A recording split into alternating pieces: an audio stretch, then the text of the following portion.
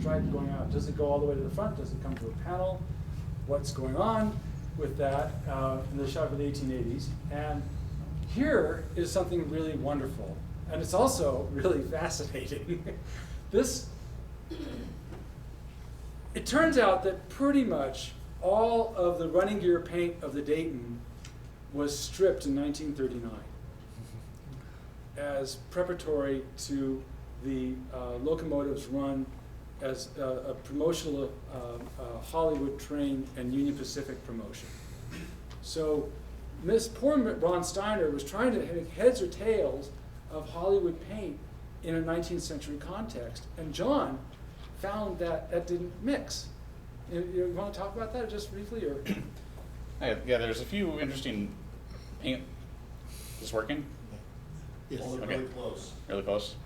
In Ron Steiner's paint notes for the Dayton, when he was going through layers in the late 70s, early 80s, there's a few odd layers, like on the valve chest where they're red and then cream, and then there were, I think, several layers of black and then all gold and then black and some other things. And they were he kind of marked one layer as what he thought was the last in-service layer, and he kind of interpreted the red and cream layers to possibly be original paint. So we were trying to figure out this odd idea of the black running gear with cream valve chest covers or a red valve chest cover, and it just didn't really fit.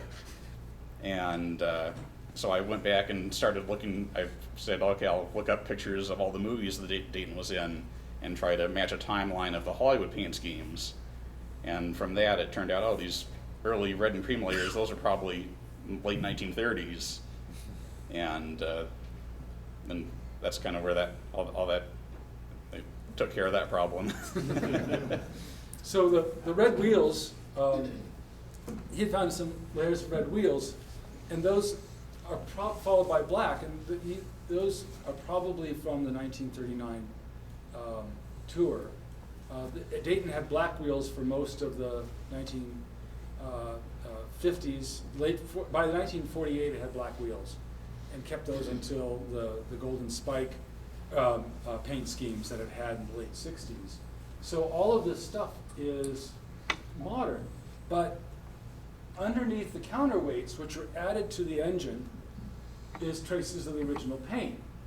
And interestingly, the counterweights were added in the 1880. Is there any idea when it might have been?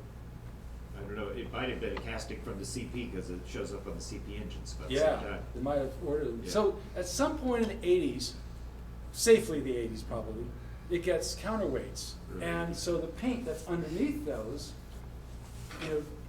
particularly because it's striped, it predates that period, and the paint layers were black, and they had white stripes. The V&T seems to be pretty good about taking down paint when it's redoing things. So the red paint that's visible in the Barton painting is gone by that point, or at least in this section. And the wheels were black by the 1880s, and they were striped in red and white. And that really struck us because that had also shown up in the research on the Glenbrook as it looked in the 1880s. And John and I were going back, and we were like, oh, we thought at first that was really weird looking, and then we kind of got used to it, and now we think it looks okay. We know that this panel is a contrast in color from a photograph of the Glenbrook, but we don't know what color. So we use black as by influence of that other, you saw that other 440 color picture, that a black panel. So it's like that might be there. And we're finding, here's that panel right there. And so we're finding that the Dayton and the Glenbrook and the Nevada and California #2 from a photograph in Myrick, has the same style, roughly the same style, and it seems to be the 1880s Carson City shop style. They'd send up the Carson City painters to Glenbrook to paint the Glenbrook, but they have a commonality. And it seems that this brownish upper works, and that the black chassis and apparently black wheels is part of the 1880s Virginian trucking style. So we now we feel that the red wheels that you see on so many V&T engines in the restorations are influenced by our assumptions of what was used at the time by a comment written in 1902 about V&T engines having red wheels by Fred Jukes, where he may have actually simply used that as a symbol for old-fashioned. The other wonderful thing is that this is a detail of a scroll work on the Columbus in 1889 or 90. And here it is on the Dayton in this 1890 snowplow season.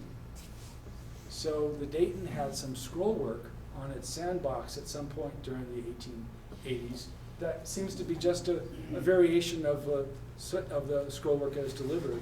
The Columbus had an unstriped tank by that point, and there's a photograph of the Tahoe having scroll work on the sandbox, but an unstriped tank, also from the late 1880s or so. So this is another clue to the 1880s Virginia and Truckee livery.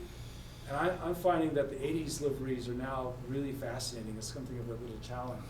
But we're basically looking at the Dayton is possibly looking somewhat similar to this in the 1880s at some point. So we'll leave it with this. All right, any other questions? Yeah. How does its current paint scheme hold up to accuracy? You know, I think the current paint scheme, apart from what we found about the wheels, I think the current paint scheme is brilliant. I mean, when I see that locomotive, I'm really reminded of the skill that Stephen Drew and Ron Steiner displayed in reconstructing that locomotive. I mean, it is spectacular. I mean, we're really fortunate that that engine has survived and has done so in such a healthy way. And I really, really love looking at her. She's a beautiful, beautiful machine. All right, that's it.